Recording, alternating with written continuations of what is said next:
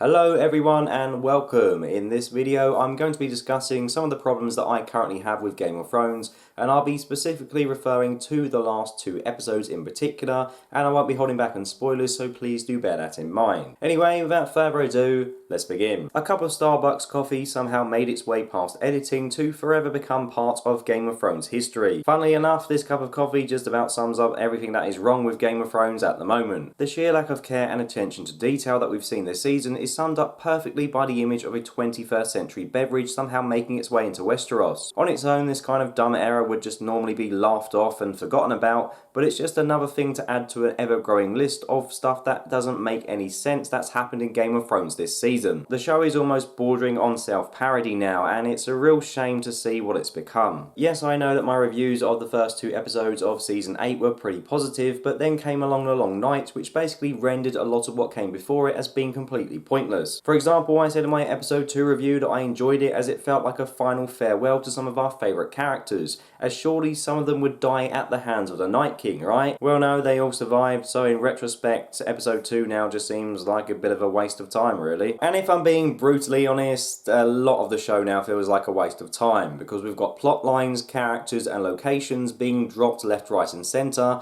just so the writers, D&D, otherwise known as Dickhead and Douchebag, can get the show over the finish line as quickly as possible. Let's take a look at Bran for example. His entire story arc has been building up to him becoming the Three-Eyed Raven. Characters have died to get him to where he needs to be, to get him to become this all-powerful and all-knowing being. But since he's become the Three-Eyed Raven, what has he actually done of note? Not really anything, apart from walking to some birds. Great. There were so many theories going around pre-season regarding what Bran would do during the climatic battle with the Night King. You know, things like maybe warging into a dragon or the undead or even the Night King himself. But nope, I guess that would be too predictable, so let's just have him sit there watching Sansa get raped whilst Theon fights for his life trying to defend him. The same complaints that I have about Bran also apply to the Night King himself, as the show has basically destroyed 8 years of build-up of him and his army of White Walkers in one episode. There was no big reveal about who he was, no big twist. Instead, he's just a generic villain who died in typical dumb supervillain fashion by acting too cocky and wasting time when he should have just got on with it and killed Bran. We were told that this guy wants to kill Bran to destroy human history and its memory. Now, I can't be the only one who thinks that this is an incredibly lame explanation for his motives, especially considering that killing Bran wouldn't even destroy human history anyway. I mean, yeah, Bran is the Three-Eyed Raven and he seemingly knows everything, but there are still books that detail history, stories that are passed down through generations, so the Night King targeting Bran specifically just, to me, seems incredibly dumb. The concept of a villain being motivated by his desire to destroy history is, in my opinion, a pretty shite motivation to have. Personally, I just like to pretend that the Night King doesn't like people who can't walk for some reason. I mean, the previous Three-Eyed Raven couldn't walk and he killed him, and neither could Bran. Coincidence? I think not. So perhaps this guy just doesn't like disabled people. I mean, hey, I think that makes him more evil than someone who doesn't like history. I mean, my wife doesn't like history. Doesn't mean she's an evil person. She is evil, really. The Night King was supposed to be the big bad. This was supposed to be the long night, instead it was just more like a short evening. I expected big things from him, and I think we all did. Instead, his biggest bad guy move was killing Theon and then dying whilst trying to kill a cripple. Also, if the Night King knew that dying would destroy his entire army, then why put himself at risk and go for Bran? I mean, that's just a bit stupid. Get someone else to do it. I think it's pretty clear from these two examples that the two head writers have been making it up as they go along. Season 1 to 5 were successful because they had it all laid out in front of them in the form of the books. But as soon as the show overtook the source material, it became clear that they didn't have a clue where the story was actually heading. And that's why we've ended up with this super powerful Bran doing next to nothing and the Night King becoming a complete flop. It honestly feels to me like the producers and writers of Game of Thrones have become complacent due to its success, and this in turn has resulted in them losing touch with what fans want, with the show taking a massive nosedive in terms of quality. A similar scenario played out at AMC on The Walking Dead during season 6 to 8, but what actually makes Game of Thrones' demise sadder than The Walking Dead's is that The Walking Dead is still going, so it can restore its reputation, and it has somewhat with the much improved season 9. Game of Thrones, on the other hand, is going to end on a massive low which will forever taint its legacy. Dan Wise and David Benioff I think that's how you pronounce his last name, who I referred to earlier as Dickhead and Douchebag, are Game of Thrones' two current lead writers and the two men at the forefront of the current shitstorm. Just like The Walking Dead Scott Gimple, it seems like these two have been riding on their past successes in an office surrounded by yes men who are too afraid to tell them that their scripts are fucking terrible. And that, ladies and gentlemen, is how we've come to have 2 episodes of Game of Thrones left, with major plot lines that have been building up for years just being dropped or ignored completely, characters doing things that don't make sense, awful dialogue, and a fan base on the verge of breakdown. All because these two think they know best when they clearly don't. If you don't believe me, just watch the Inside the Episode video that aired after Season 8 Episode 3, in which Benioff explains that he chose Arya to be the one to kill the Night King because Jon was already the traditional hero and we didn't think it was right for him to kill the Night King. Yep, doesn't matter what everyone else thinks, what everyone else wants, what the entire story has been building up to.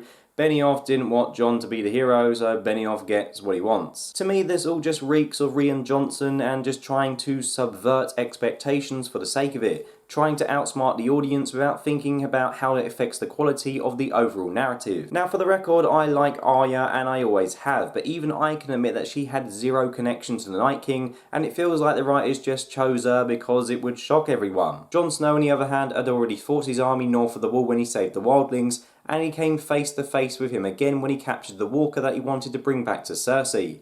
The Night King and Jon have history. The whole show seemed to be building up to their final confrontation. I mean, Jon was the leader of the Night's Watch, an organisation that protects men from threats such as the White Walkers, for Christ's sake. This was his fight, but no, let's just ignore that. We've got to surprise the audience, so let's just have Arya turn into Ezio from Assassin's Creed for some reason. Yay. I could forgive the choice to have Arya kill the Night King if the method in which she did it actually made sense, but it just doesn't. I can only theorise that Arya got close to the Night King by doing her faceless man trick, but then why didn't she do this trick back in the castle when she was sneaking around the dead? And what face did she use? Don't you have to use a dead person? So how could she use a White Walker face? I don't know. I don't even want to think about it. There's just no answer to it. Simply put, there's no satisfying explanation to how Arya got up close to the Night King, and that's why we haven't seen it explained on the TV show, because D&D just don't have an answer, and they don't care, they just put it in because they thought it would shock people. But who needs logic? Let's just have the biggest villain die in a shocking way that no one will see coming, because that equals genius writing, right? No,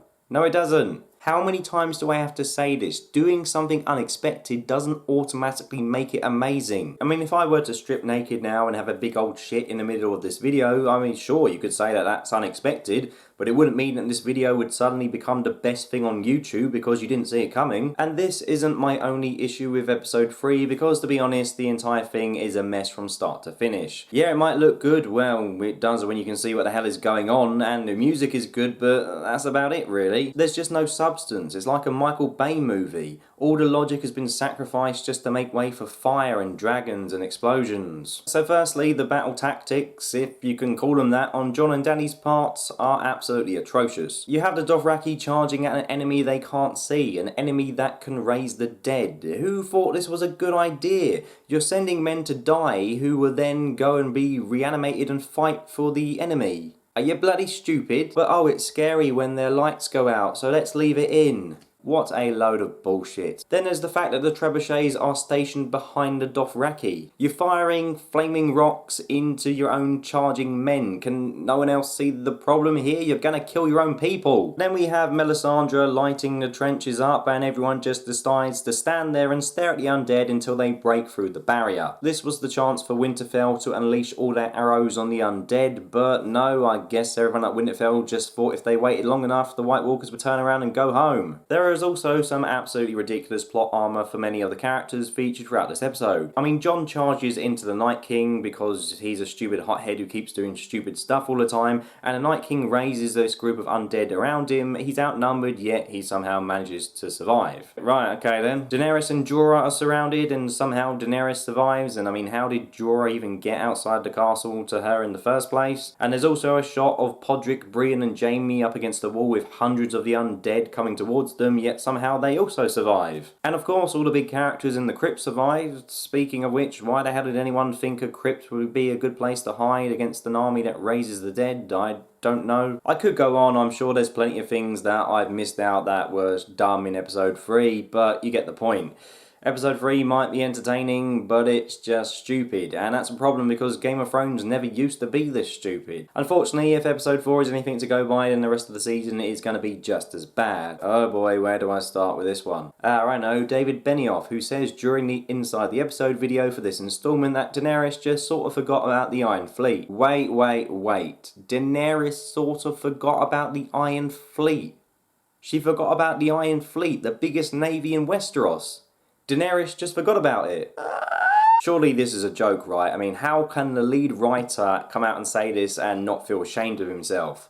And even if Daenerys did somehow forget about the Iron Fleet, why did no one else mention it to her? Surely one of the people with her would have known about the Iron Fleet. So then what happens is the forgettable Iron Fleet ambushes Daenerys after hiding behind a rock, and Daenerys apparently didn't see the Iron Fleet whilst riding on a dragon in the air. Her other dragon is shot down by super marksman Euron, who somehow fires 3 arrows in a row at a moving target, at which point Daenerys decides it would be a great idea to charge towards Euron, with her then somehow managing to avoid 100 arrows before flying off to safety. Like the coffee cup, it's a prime example of Game of Thrones just simply not giving a shit anymore. None of this makes any sense, but hey, we've got to give Cersei a fair chance, so let's have this OP pirate killer dragon. The conclusion to this week's episode was pretty dumb, but what came before it wasn't that much better. Here we have Daenerys standing outside King's Landing, which is now set in a desert for some reason, but whatever, alongside about 10 men. Why the hell didn't Cersei just get her soldiers to fight her there and then? Problem solved, goodbye Daenerys, but no, instead she kills her glamorous assistant and then just walks off. We also have a scene of Tyrion trying to appeal to Cersei by saying, "You're not a monster, Cersei. I don't know what this impression is. I don't sound anything like Tyrion." Really, Tyrion? How many times has this woman tried to kill you? In fact, in the very same episode, she sent Bronn to try and kill you. Jaime's character also seems to have been completely butchered with him going back to Cersei, which contradicts everything he's done since the beginning of the show.